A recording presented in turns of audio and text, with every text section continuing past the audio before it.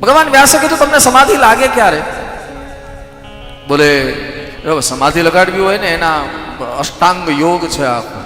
કોઈ યોગાચાર્ય હોય ને એને વધારે ખબર પડે સાહેબ. બાકી પહેલા એમાં આસન સિદ્ધિ હોય, એક આસને બેસવાની ટેવ પાડવી પડે.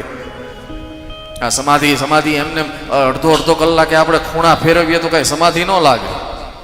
ઘણા લોકો કથામાં બેસે ને કથામાં બેસ્યા પછી આમ જ્યારે બેઠા હોય ને ત્યારે તો આમ ટટ્ટાર બેઠા હોય, લ્યો આમ કાંઈ જોઈ નહીં, આમ બેઠા હોય. પણ જેવી સ્તુતિ પૂરી થાય ને, મંગલાચરણ પૂરું થાય એટલે આમ કઈડ ભાંગે. પછી ધીરે ધીરે કથા આગળ વધતા 6:30 કથા પૂરી થાય ને ત્યાં આમ બેઠા હોય, આમ બેઠા. એ સમાધિ થોડી લાગે સાહેબ. સમાધિ ક્યારે લાગે? બોલે એક આસને બેસવાની ટેવ હોય. આસન સિદ્ધ કરવું પડે, પછી પ્રાણાયામ કરવો પડે. પ્રાણાયામ એટલે ભૂખ પ્યાસ જીતવી પડે. સમાધિ લાગે ને ભૂખ લાગી તો સમાધિ તૂટી જાય. સમાધિ લાગી અને છીંક આવી તો સમાધિ તૂટી જાય. એવા અષ્ટાંગ યોગ છે, ધ્યાન, ધારણા, કેટલું બધું આવે.